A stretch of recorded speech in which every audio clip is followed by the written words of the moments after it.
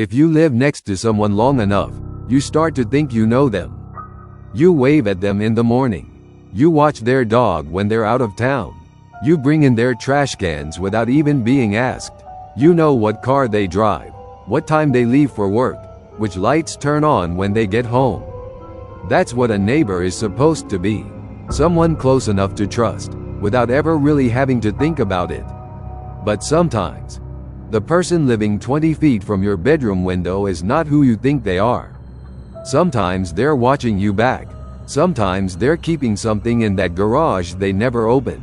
And sometimes, by the time you figure out what's really going on next door, it's already too late to just move. Tonight I'm bringing you 7 true stories from real people about the neighbors who made them regret ever saying hello.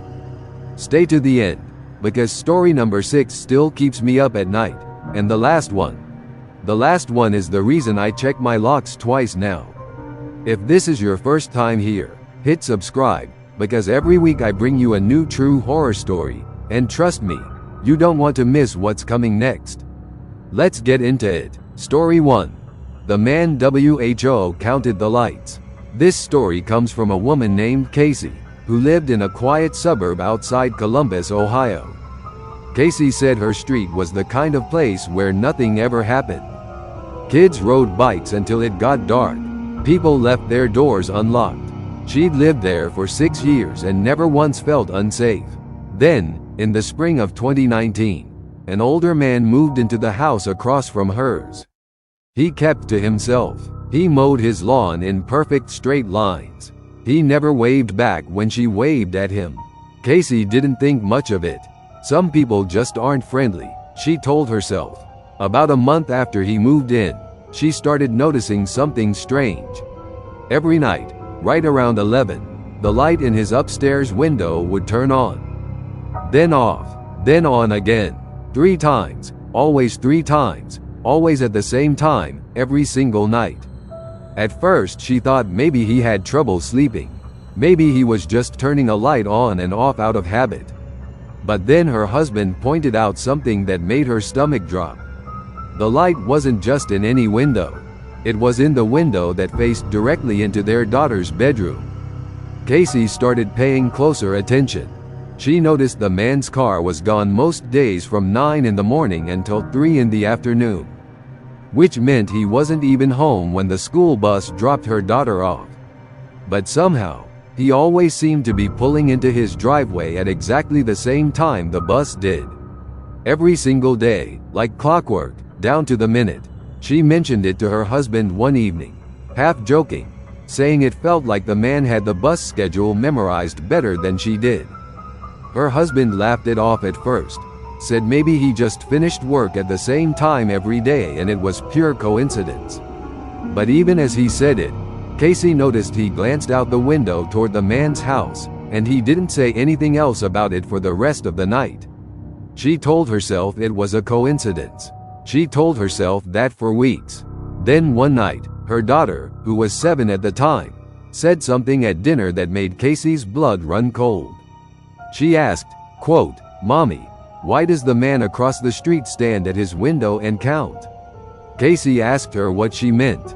Her daughter said that when she looks out her bedroom window before bed, the man is standing at his window, completely still, and his lips are moving like he's counting something. He does it every night. He never waves. He never smiles. He just stands there and counts. Casey didn't sleep that night. The next morning she called the police, but there wasn't much they could do. Watching your own window from your own house isn't a crime.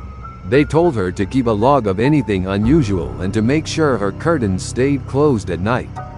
So that's what she did. Blackout curtains, every window, every night. 2 weeks later, her husband was taking the trash out around midnight when he saw the man standing at the edge of their property line. Not on their yard, not doing anything illegal, just standing there, in the dark, looking at the house. Her husband asked him if everything was okay. The man said, and Casey remembers this word for word because her husband repeated it to her 3 times that night, shaking. He said, "I just like to make sure everyone's home safe. I count the windows. If a light's off that shouldn't be, I worry. Then he turned around and walked back into his house. Casey and her family moved out 4 months later. She never found out why he counted, or what would have happened if a light had ever been off that shouldn't have been. She never learned whether it was loneliness or grief, or something darker underneath that she didn't want to put a name to. She just knew she wasn't going to be there to find out. The house sold quickly after they left, to a young couple with no kids, and Casey said she still thinks about them sometimes, wondering if the man across the street is still standing at his window every night, counting, and whether he ever notices, or cares, that the family behind that particular window change. To this day, she says she still checks her curtains twice before bed, no matter what house she's living in, and she's taught her own kids to do the same, without ever fully explaining why. Story 2. The Basement Next Door. This next story was sent in by a man named Derek, who was living in a rental duplex in Manchester, in the UK, back in 2021. For those who don't know, a duplex means 2 homes sharing 1 wall. So whatever happens on the other side, you hear it, you feel it. There's no real separation, just drywall and a bit of insulation. Derek's neighbor was a woman in her 30s named Paula. She lived alone, or so he thought. She was polite enough, said good morning, occasionally left a parcel on his doorstep if the courier got the address wrong. Normal stuff, but every night, starting around 1 in the morning, Derek would hear something coming from her side of the wall. A dragging sound, slow, heavy, like something being pulled across a wooden floor. It would go on for maybe 10 minutes, then stop completely. He asked her about it once, casually, over the garden fence. She laughed it off and said she was rearranging furniture. Late at night, every single night, for months. Derek let it go, because honestly, what business was it of his what she did in her own home at 1 in the morning? People have odd habits. He told himself that a lot in those first few months. But then the smell started. It began as something faint, musty, damp, like wet cardboard left out in the rain. Over a few weeks it got stronger. Not rotten exactly, but heavy, sour. The kind of smell that made him not want to breathe too deep when he walked past her front door on his way to his own. Some mornings it was strong enough that he'd catch it from his own kitchen, if the wind was blowing the wrong way, seeping in somewhere along the shared wall. He told himself it was probably a drainage issue. Old pipes, old building, nothing unusual for a place built in the 50s. The kind of smell landlords blame on the plumbing and never actually get around to fixing. He even mentioned it to the letting agency once, and they sent someone out to check the water lines, who found nothing wrong on his side of the wall and, as far as Derek knew, never checked Paula's side at all. Then one night the dragging sound didn't stop after 10 minutes. It went on for almost an hour.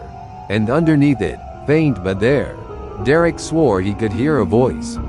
Not talking, just a low, constant murmur, like someone humming to themselves, or talking to someone who wasn't answering back.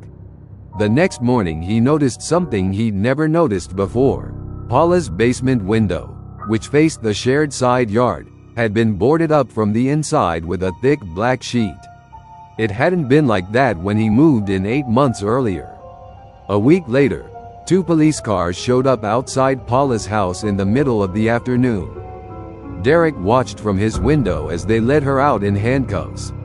He never got the full story, because these things don't always make the news, and when they do, details get buried fast.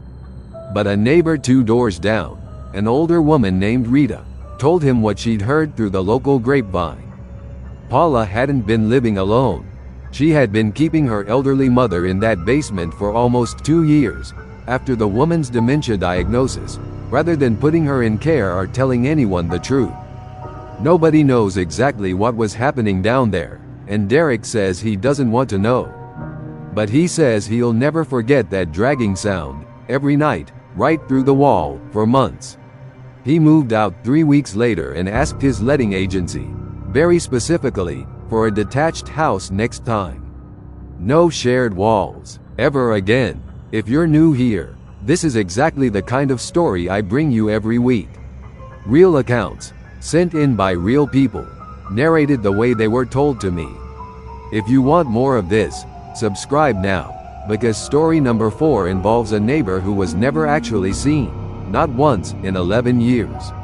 And you need to hear what was found in that house after he finally moved. Let's keep going. Story 3. The woman WHO knew too much. This story comes from a man named Josh, who lived in a small apartment complex in Tampa, Florida. Josh had a neighbor named Linda who lived in the unit right below him. She was older, maybe in her 60s, always friendly, always waved when she saw him in the hallway.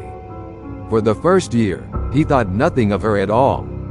She was just the nice old lady downstairs.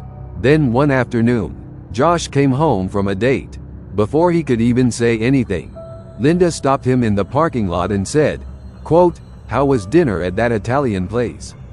You were there a long time tonight." Josh froze. He hadn't told anyone where he was going. He hadn't posted anything online. As far as he knew, nobody outside of him and his date knew where they'd eaten that night. He laughed it off, thinking maybe she'd seen him leave and just guessed. People do that sometimes. It's a small town feeling, even in a city. But then it kept happening. She'd mention what time he came home. She'd ask about a guest he'd had over 2 nights before, someone she shouldn't have known about, because he'd left before Josh had even opened his blinds that morning. She once asked him if his sister, who lived 4 states away, had sorted out that car trouble she was having. Josh had only told that to his mother, over the phone, inside his own apartment, with the windows closed. That's when he started to feel genuinely unsettled. He began checking his apartment for anything unusual. Nothing obvious, no cameras that he could find, no bugs, nothing physically wrong with the walls or vents. But the feeling didn't go away. If anything, it got worse. One night, he decided to test her. He told a friend over the phone, deliberately, loudly, near his window, that he was thinking about buying a motorcycle. He'd never mentioned this before, to anyone, ever, because it wasn't even true. 2 days later, in the parking lot, Linda asked him, out of nowhere, if he'd found a good deal on that motorcycle yet. Josh didn't sleep that night. He lay in bed running through every conversation he could remember having in that apartment, trying to figure out what else Linda might already know, what else she'd overheard without him ever realizing it. The next day he went to the building manager and asked, as casually as he could manage, how thick the floors and walls were in the building, and whether there'd ever been any complaints about the units being able to hear through them. The manager told him the building was old, from the 70s, and that yes, sound could travel more than people expected, especially through the old ventilation shafts that ran between certain units, a detail that had apparently come up before with other tenants over the years, usually about noise complaints rather than anything more unsettling. Josh started to wonder if Linda wasn't psychic at all. Maybe she was just listening. Through the vents, through the walls, every conversation, every phone call. For over a year, he never confronted her. He said he was too afraid of what she might say if he did, or what she might do once she knew that he knew. Instead, he broke his lease early, paid the fee, and moved across the city. Months later, another resident from that building reached out to him online after finding his story on a forum. She said that after Josh moved, Linda had started doing the same thing to the new tenant, commenting on things she shouldn't know, mentioning conversations that happened behind closed doors. Josh says he still doesn't know exactly how she was doing it, whether it really was the vents or something else entirely. But he says the one thing he learned from that year is that thin walls aren't just an inconvenience. Sometimes they're a window into your entire life, and you don't even know someone's looking through it. Story 4. The man no one ever saw. This story was shared by a woman named Nadine, who lived on a quiet residential street in a small town outside Portland, Oregon. There was a house at the end of her street that had been there as long as she could remember. Small, single story, with an overgrown yard and curtains that never opened. Nadine said that for the entire 11 years she lived on that street, she never once saw the person who lived there. Not once. The mail still came. The lights would sometimes flicker on at night. Occasionally the lawn would get mowed, though never by a landscaping company anyone recognized, and never at a time anyone actually witnessed. Packages would appear on the porch and then disappear a day or two later. But the actual human being who lived inside that house, nobody on the street had ever laid eyes on him. Nadine said the neighborhood kids used to make up stories about the house, the way kids do with anything strange. They called it the nobody house. Some said an old hermit lived there who never left. Others said it was actually empty, and someone was faking a person living there for insurance reasons. Nadine herself never gave it much thought until her own kids got old enough to walk to school alone. That's when she started noticing something that genuinely disturbed her. Every school day, right when her son walked past that house on his way to the bus stop, the curtain in the front window would move. Just slightly, just enough that you'd catch it out of the corner of your eye, and then it would go still again. She started walking her son to the bus stop herself after that. She said she never told him why. She didn't want to scare him, but she made sure they were never alone in front of that house again. One winter, the house went completely dark for almost 3 weeks. No lights, no mail pickup. The mailbox eventually got so full that letters were sticking out the top. Neighbors started to talk. A few people called the property management company that technically owned the house, since it turned out the man renting it had no family listed anywhere in the paperwork. When they finally sent someone to check on him, they found he had passed away inside, alone, weeks earlier. The details of exactly how long he'd been gone before anyone noticed were never fully confirmed to the neighbors, but Nadine remembers an ambulance and a coroner's van sitting outside that house for most of a day. What came after was the part that really stuck with her. When the property company cleared out the house to prepare it for sale, a cleanup crew found something in the back bedroom that none of the neighbors expected. The walls of that room were covered, floor to ceiling, in photographs. Not of family, not of vacations, photographs of the street itself. Kids walking to the bus stop, neighbors mowing their lawns, Nadine's own front porch, photographed dozens of times, across what looked like years, some faded and yellowed with age, others clearly recent, as if the collection had never stopped growing. One of the cleanup crew members, a young guy who'd grown up 2 streets over and recognized several of the houses in the photos, ended up telling a few neighbors what he'd seen, and word spread the way it does in small communities, quietly at first and then all at once. He said the photos weren't randomly taken. They were organized, dated on the back in small, careful handwriting, sorted by street, by house, almost like a filing system.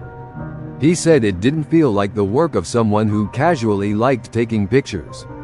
It felt deliberate, methodical, the kind of thing someone builds over years without ever meaning to stop. Nobody ever learned why he took them, or how long he'd truly been doing it, or what he planned to do with all of it, if he'd planned to do anything with it at all. He was gone, and there was no one left to ask, no note, no explanation, nothing but a room full of quiet, careful proof that he'd been watching them all far longer than anyone had ever suspected. Nadine moved 2 years later. She says to this day, whenever she sees a house with curtains that never open, she crosses to the other side of the street. We're halfway through tonight's stories, and honestly, this next one might be the one that gets under your skin the most, because it didn't happen in some quiet suburb far away. It happened in a normal apartment building, the kind you or I could be living in right now. Stick around, because after this, I'm going to tell you about the neighbor who left notes. Hundreds of them, and what those notes turned into. Story 5. The Notes. This story comes from a woman named Bridget, who lived in a mid-size apartment building in Toronto, Canada. Bridget moved into her building in the fall, and within the first week, she found a small folded note tucked into her door frame. It read, quote, "Welcome to the building. I hope you'll be very happy here." It was signed only with the initial M. She thought it was sweet. A little old-fashioned, maybe, but sweet. She figured it was from an elderly neighbor, the kind of person who still sends handwritten Christmas cards. A few days later, another note appeared. This one said, quote, "I noticed you like to keep your blinds open in the evening. You have a lovely home." That one didn't feel as sweet. Bridget started closing her blinds after that. But the notes kept coming. Almost every few days. Always slipped into the same spot in her door frame. Always signed with just the letter M. Some were harmless. "Your cooking smells wonderful tonight." Others were more specific than they had any right to be. "I like the blue dress you wore on Tuesday. You should be careful walking home so late, it isn't safe." She asked around the building. Nobody knew who M was. There was no apartment with an M on the mailbox list, no resident with a name that matched. The building manager checked the tenant records and told her, honestly, there was no current or former resident whose name began with that letter. Bridget started keeping every note in a drawer, documenting the dates, the handwriting, anything that might help her figure out who this person actually was. By the third month, she had over 40 of them, all in the same neat, slightly slanted handwriting, all signed the same way. Some days there'd be nothing. Other weeks there'd be 2 or 3 in a row, as if M was making up for lost time. She installed a small camera outside her door, angled directly at the door frame, hoping to finally catch whoever was leaving them in the act. For 2 weeks, nothing happened. No notes, no movement on the camera. She almost let herself believe it was over. Then a note appeared again, and this time the camera had caught something. Except it hadn't caught a person walking up to her door. It had caught nothing at all. The note simply appeared in a single frame that hadn't been there the frame before, with no one visible walking into or out of the shot the entire time in between. Bridget watched that footage more than a dozen times and there was no explanation for it that made sense to her. The last note she ever received said something that made her call the police that same night. It read, quote, "You don't need the camera. I was never in front of it. I'm always closer than the camera can see." Bridget moved out within the month, breaking her lease and eating the cost without a second thought. The police opened a file, but without a clear suspect or any footage of an actual person. There wasn't much to investigate, and the case eventually went quiet the way these things often do. She never found out who M was, whether it was someone in the building, someone with a key, or something she still doesn't have a word for. She never figured out how the notes kept appearing without a single frame of footage ever showing a person walking up to that door. She still has all of them, every single one, in a sealed folder, in case she ever needs to hand them to someone who can finally explain it, or in case M ever decides to write one more. Story 6. The Garage That Never Opened. This story was told to me by a man named Aaron, who lived in a suburban neighborhood outside Phoenix, Arizona. His next-door neighbor was a quiet man named Gordon, who lived alone in a single-story house with an attached garage. Gordon had lived there for over a decade before Aaron ever moved in, and by all accounts, he was a completely unremarkable guy. Kept his yard neat, waved at people, went to work every weekday in a plain gray sedan. The one thing Aaron noticed almost immediately was that Gordon's garage door never opened. Not once, in the 2 years Aaron lived beside him. Gordon parked his car in the driveway, every single day, rain or shine, despite having a perfectly functional garage sitting right there. Aaron asked him about it once, just making conversation over the fence. Gordon laughed it off and said the garage was full of old boxes from his mother's estate, and he just hadn't gotten around to sorting through it. Aaron didn't think anything of it. People have junk garages. It's not unusual, but over time, small things started to add up. Gordon would go out to that garage at odd hours, sometimes as late as 2 or 3 in the morning, and Aaron would hear him in there for 20, 30 minutes at a time, moving something heavy across the concrete floor. Then the light would go off, and Gordon would head back inside. One summer, the smell started. Faint at first, then unmistakable, drifting over the fence on hot days.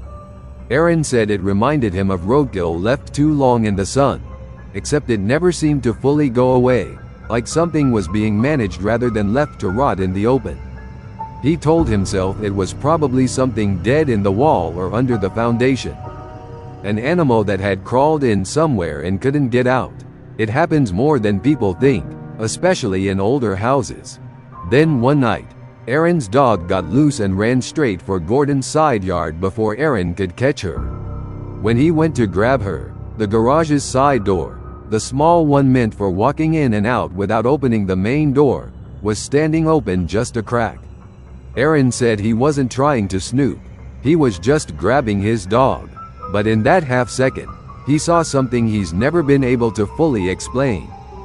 Freezers, several of them, lined up against the far wall, humming quietly in the dark, more than any single person could reasonably need for a household of one.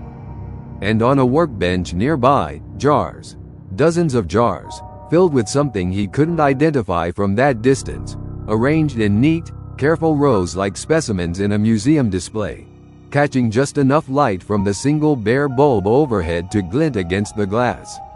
Aaron said he only had that half second, maybe less, before Gordon appeared behind him, almost too fast, like he'd been standing just out of sight the entire time. Gordon shut the door calmly, almost too calmly for a man who'd just been caught with his garage cracked open, and said, in the same even tone he always used, that he really needed to get that lock fixed one of these days. Aaron apologized, grabbed his dog, and walked straight home without looking back, and he says that night was the first time he genuinely could not sleep in his own house, lying awake listening for any sound at all coming from over the fence. For weeks afterward, Aaron found himself watching Gordon differently.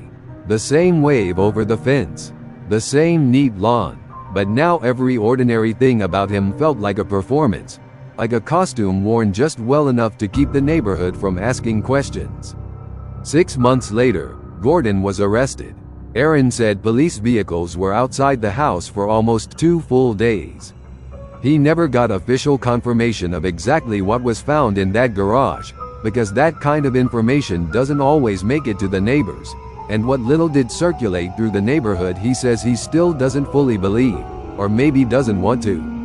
What he does know is that Gordon is never coming back to that house, that the freezers were hauled out by investigators in full protective gear, and that nobody on that street parks near the empty lot where Gordon's house used to stand, not even after it was demolished the following spring.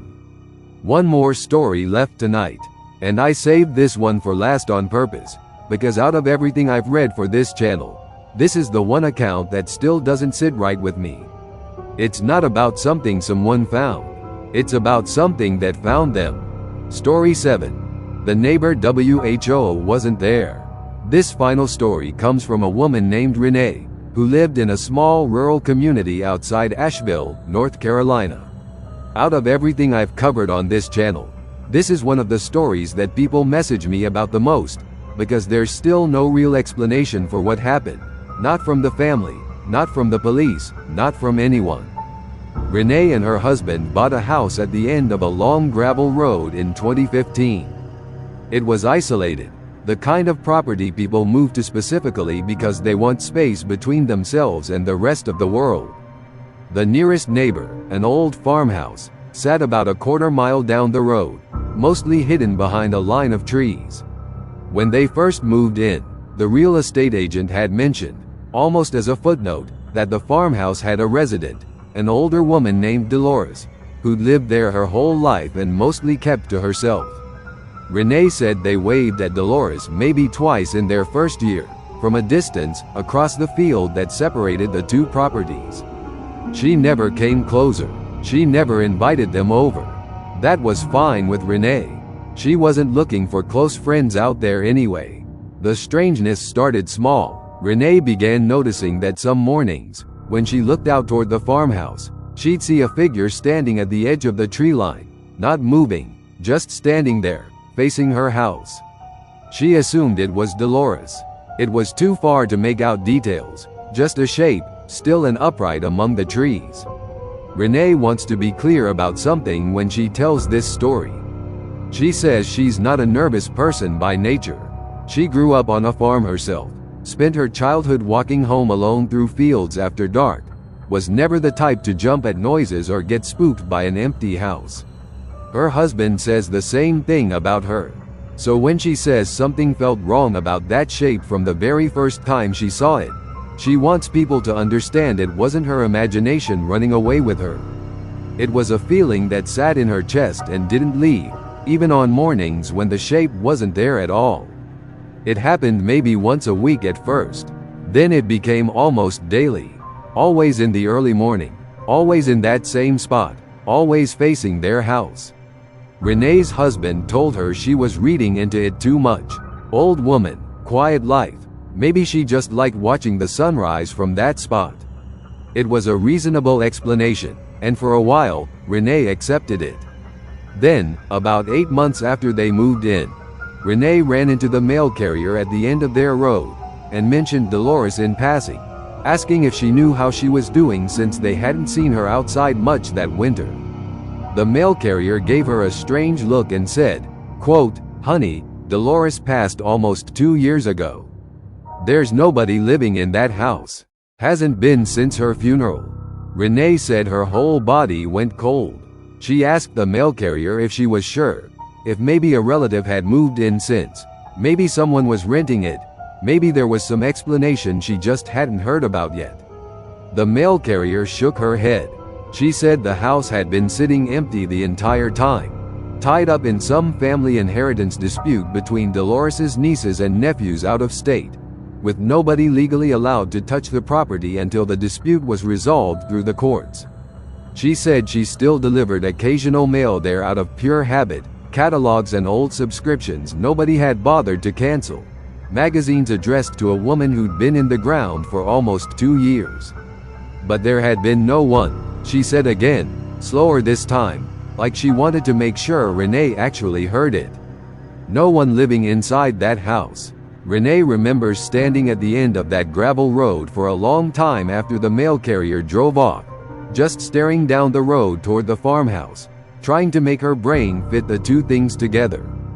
The woman she'd waved at, the shape at the tree line, the empty house that had been empty the entire time she'd lived there. Renee didn't sleep well for the rest of that week. She kept telling herself she must have the story confused, that maybe she was thinking of a different house, a different woman. But she knew what she'd seen. She knew the shape standing at that tree line, morning after morning, facing directly toward her home. She stopped looking out that window in the mornings after that. She said it wasn't a conscious decision at first. She just started keeping the curtains on that side of the house closed, and eventually realized she was doing it because she didn't want to see if the figure was still there. Her husband, who worked from home some days, told her a few weeks later that he'd started noticing it too, though he hadn't said anything at first because he didn't want to scare her, and honestly, because he didn't quite believe what he was seeing either.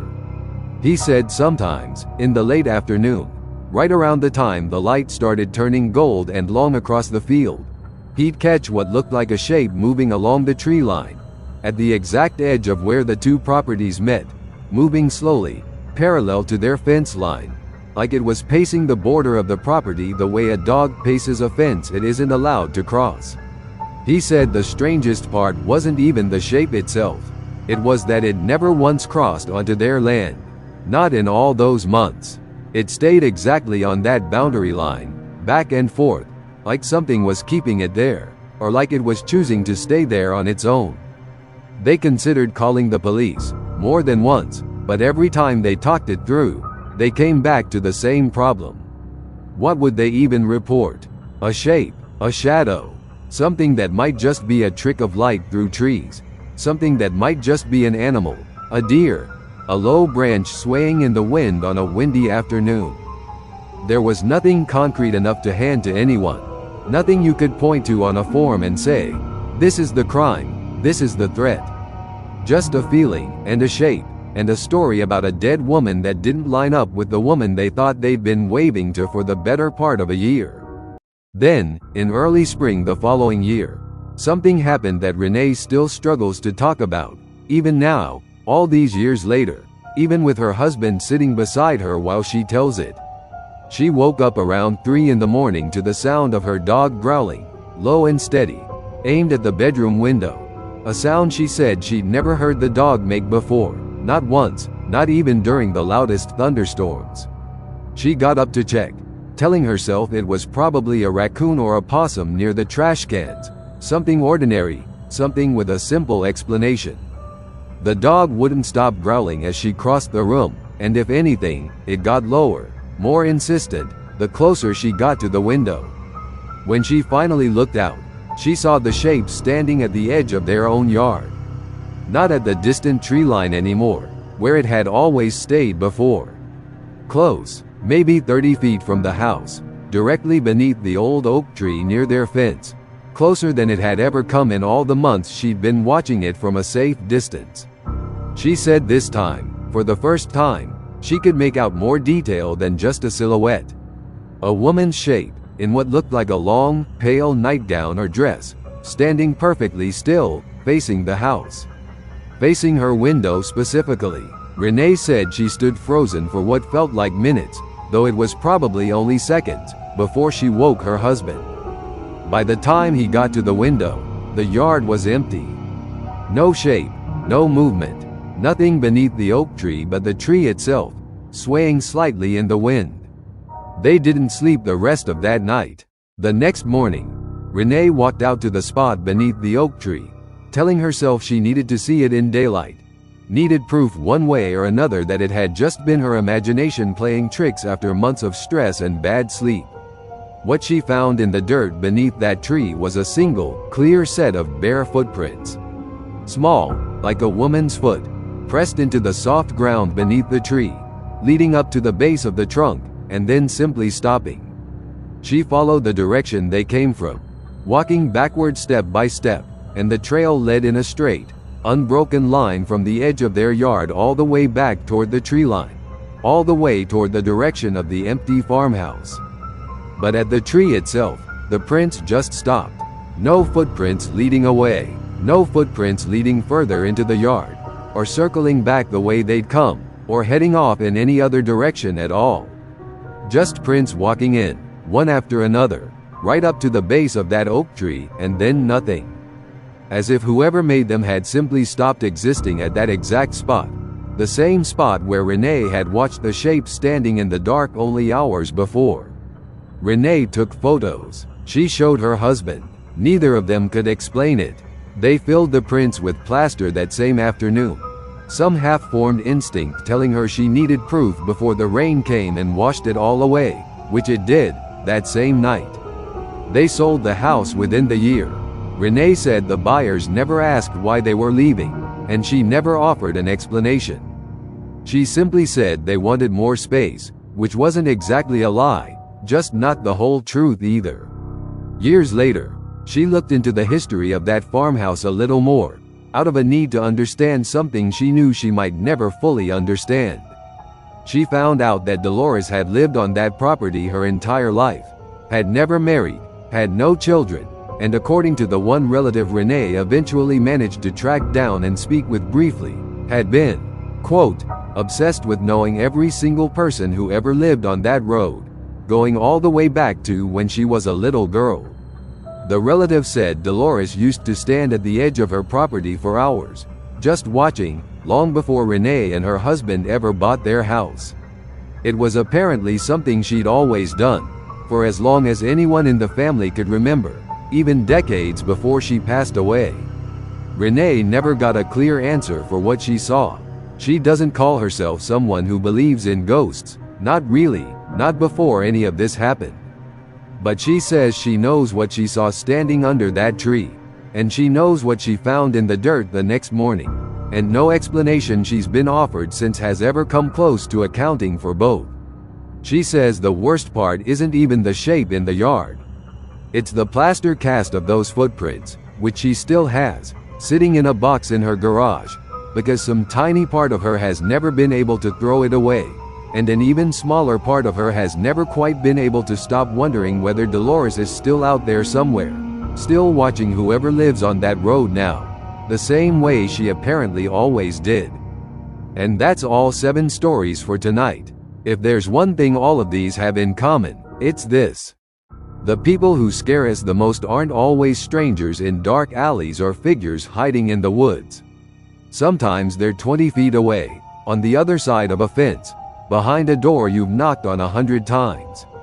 You think you know your neighbors because you see them almost every day, because you know their car, their dog, the sound of their front door closing at night.